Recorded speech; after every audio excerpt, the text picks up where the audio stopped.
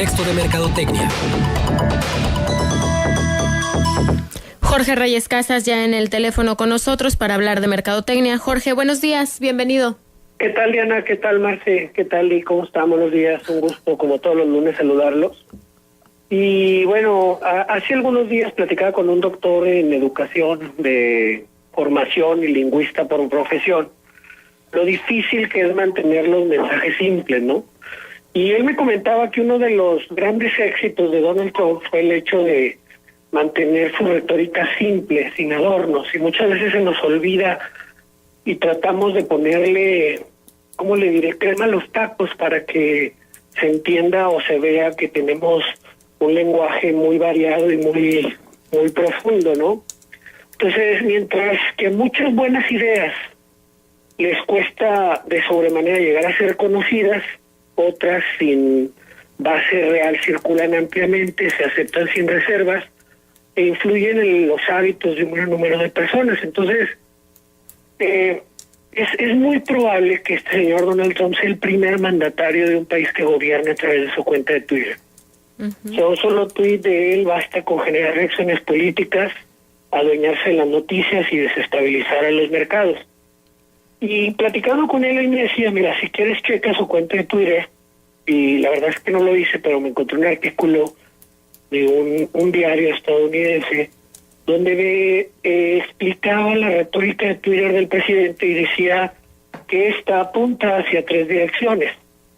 La primera, hablarle o apelar al clamor popular para justificar sus decisiones. O sea, ahorita van a ver las palabras que utilice y van a ver que sí, mucho es decir gente o hablar de este tipo de mensajes. El segundo es atemorizar, invocando al mal o al peligro, y el tercero es calificar cualquier dato o persona que se oponga a sus políticas. Entonces,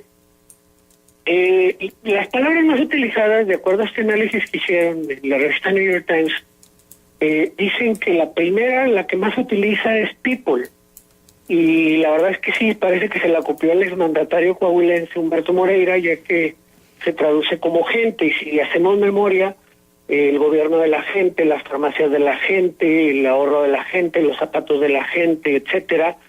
Esto, Donald Trump es la palabra que más se está utilizando, tiene el mayor número de menciones, y esto habla del rasgo populista del gobernante y se basa en la premisa de que yo hago lo que el pueblo desea, ¿sí? O el pueblo me eligió y por lo tanto voy a hacer esto, o el pueblo merece esto. O sea, no lo hago por un capricho, sino porque el pueblo es el que me lo está pidiendo. La segunda frase es America o American, que esto es por la frase de Make America Great Again o America First. Entonces, esta sí tiene razón. La tercera es bad, y esta la usa muchas veces, alrededor de un mes la puedo utilizar hasta 15 veces, y va desde gente mala, malas decisiones, esto está mal, pero lo repite consistentemente la palabra mal.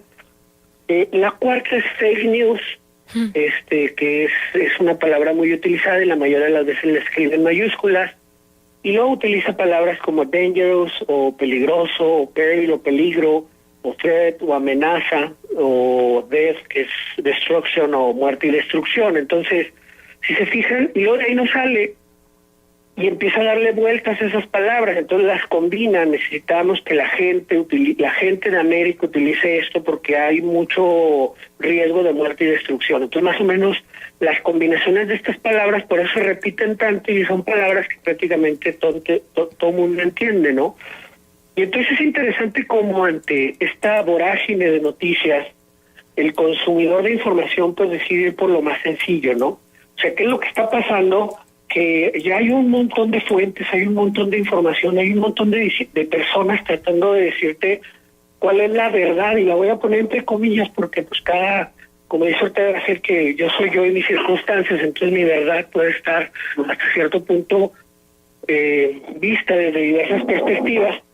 Y la verdad es que si esto funciona en Estados Unidos, también funciona en México. De hecho, en La Laguna, de acuerdo a estudios que nosotros tenemos, solo un 5% de la población gana arriba de 48,000 pesos por mes, y un 7% gana entre 19 y 48,000 pesos. Entonces, realmente la gran mayoría de la población gana menos de 9,000 pesos, y de hecho la gran masa de la población gana entre 6 y 9,000 pesos. Entonces, ¿por qué? Porque estoy tocando estos puntos. Bueno, primero porque platiqué con el lingüista, y en segundo porque estoy leyendo un libro bastante interesante que yo creo que a cualquier persona nos sirve, que se llama Ideas que Pegan, de Chip Heath y Dan Heath, que son dos hermanos, los cuales explican de que mientras que estas ideas, muy buenas ideas, les cuesta llegar a ser conocidas en el mundo, otras sin ninguna base real circulan ampliamente, se aceptan sin reservas y influyen en este número de personas. Y les voy a dar dos ejemplos. De hecho, el libro empieza con esta historia. Es una historia de un hombre de negocios que está en un bar, en una convención, y llega una mujer muy atractiva, le invita una copa. El hombre pues, se sorprende, pero acepta, y después de que toma la bebida se despierta en un hotel sumergido en cubitos de hielos, y que viene un teléfono y que le dice que llame al 112, y al final, bueno, resulta que al señor tiene un tubo en la espalda y dice que le extrayeron un riñón y que había una red de tráfico de órganos en la ciudad. Entonces, cuando leo esta nota, yo recuerdo haberla escuchado en otras ocasiones, y dicen que esta nota o esta versión de esta historia es una de las versiones más comentadas en Estados Unidos y que se hizo viral a través de lo que la gente decía que estaba pasando en cada una de las ciudades donde se replicaba esta historia, ¿no? Y la verdad es que sí hay cientos de versiones de historias, pero todas comparten un núcleo formado por tres elementos: la droga en la bebida, la bañera pues llena de hielo y el desenlace, ¿no? Y la verdad es que cualquiera de nosotros, a lo mejor hoy, si hoy en la noche invito a cualquiera de las personas que nos estén escuchando, quisieran platicar esta historia, sería muy fácil que la pudieran repetir. Y de hecho de esto se trata el libro Ideas que Pegan, que dice que por qué algunas ideas sobreviven y otras mueren, porque comparte 6 cuestiones fundamentales que debe de contener una idea.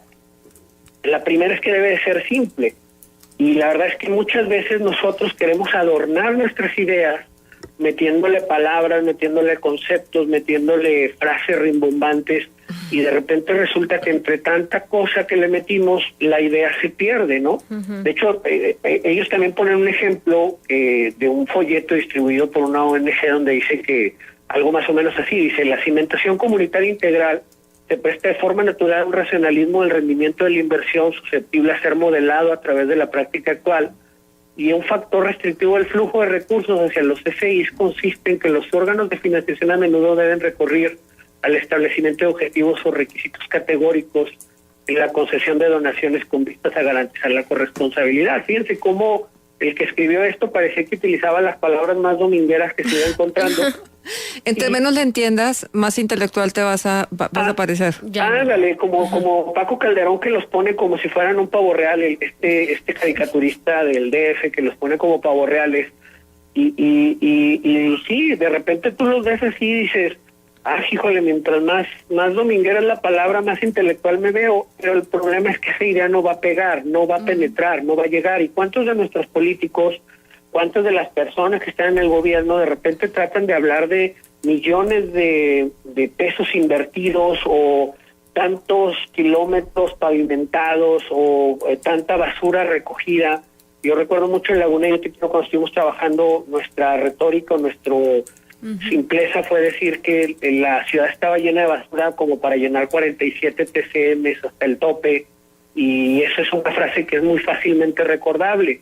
Pero si dice el número de basura que hay en la región, pues a lo mejor a la gente se la va a olvidar. De hecho, yo batallo en acordarme a veces del término, pero no batallo en acordarme de los 47 TCM llenos. Entonces lo primero que te dice es que debes de descubrir el corazón de una idea, es quitarle las capas de relleno. Y fíjense, este texto que acabo de leer, cuánto relleno tenía. La segunda es que debe ser unívocamente inesperada, o sea, que para captar la atención de la gente y sobre todo mantenerla vital, que olvidar esos esquemas mentales donde 1, 2, 3, 4, 5, o sea, moverle un poquito cuál es lo que va a pasar al final, meterle a lo mejor un poquito de emoción en esa parte. Debe ser emotiva. ¿Cuántas veces tratamos de decir cosas, por ejemplo, en cuestiones relacionadas con el empleo o cuestiones relacionadas, pero hablamos de cifras nada más? Y al final el empleo no nada más son cifras, son personas que ya pueden ir a brindar bienestar a sus hogares, etcétera. Se puede trabajar esa parte de la omitividad a través de diversos, no nada más con la cifra dura como tal, ¿no? Y también hablan de platicar historias, o sea, la sucesión de hechos, que las historias funcionan como un simulador de vuelo mental y nos preparan para responder con eficacia y rapidez. La verdad es que yo lo acabo de terminar ayer de leer el libro y sí es una recomendación muy amplia porque te explica con ejemplos que muchas veces yo de repente lo estaba leyendo y decía, híjole, pues yo a veces cometo este error del vacío del conocimiento, que dice que mientras más sepamos, menos curiosidad tendremos, dado que habrá menos vacíos en el saber. Eso habla de que de repente, vamos a poner, todos nosotros sabemos algo de comunicación y todos nosotros sabemos del ruido en la comunicación, y de repente estamos dando un discurso y hablamos frente a unos chavos de preparatoria y hablamos del ruido de la comunicación, y probablemente el 98% de los chavos no saben qué es el ruido de la comunicación, y por tratar de utilizar esas palabras tan domingueras o esas frases que nosotros ya conocemos, pues muchas veces el público no lo entiende, ¿no? Entonces, regresando al caso de Donald Trump se basa el 96%, bueno, no el 96%, como el 80% de sus tweets se basa utilizando cuando menos alguna de estas palabras, o sea, y le da vuelta y le da vuelta y le da vuelta y le da vuelta. El mensaje es muy sencillo para un público poco educado estadounidense y parece ser que sí está teniendo efecto. ¿Por qué? Porque la gente le está haciendo caso, la gente está viéndolo como un representante de alguien que realmente está hablando mi idioma, y veo también que mucha gente también o muchos políticos y muchas empresas, muchas organizaciones comerciales o no comerciales, están tratando de adornar sus mensajes de tal manera que nadie los entiende y por lo tanto sus ideas pues no pegan, ¿no? Oye, Jorge, pero en el minuto que nos queda te diría, y aquí entra el tema de la posverdad, todo este asunto que parece que se instala con Donald Trump, porque ¿qué pasa cuando el usuario o las personas finalmente dan cosas por hecho sin corroborarlo, se comparte al punto de darlo por sentado, ¿no? Creo que ahí también tendríamos que cruzar esa otra variable. Sí, esa es una variable, y otra variable es el de la burbuja informativa. O sea, que las redes sociales están generando esas burbujas donde yo, que sigo a Hillary, que es la persona a la que yo adoro, de repente yo veo puras cosas negativas acerca de Trump, entonces mi mundo y mi universo está basado en odiar a Trump, y de repente gana y digo, oye, pero ¿qué pasa? O sea, mi mundo, mi universo y mis redes sociales dicen de que todo el mundo lo odiaba y de repente resulta que ganó. O sea, es lo que hablamos, que pueden ser riesgos en las redes sociales de hablar de que la realidad y el mundo... es mi mundo, ¿no? Finalmente. Es mi mundo de redes. Así es. Pues bien interesante, Jorge. Vamos a darle seguimiento a este tema y ya nos irás compartiendo más material. Déjanos un punto de contacto, por favor. Es en @JorgeReyes_77. Les repito el nombre del libro para los que no lo escucharon. Se llama Ideas que Pegan, o Make to Stick, de Cheat Hit y Dan Hit. HEATH. Muy bien, pues ahí le daremos seguimiento. Muchísimas gracias, Jorge. Nos escuchamos la próxima semana. Muchas gracias. Vamos a la pausa. Regresamos enseguida.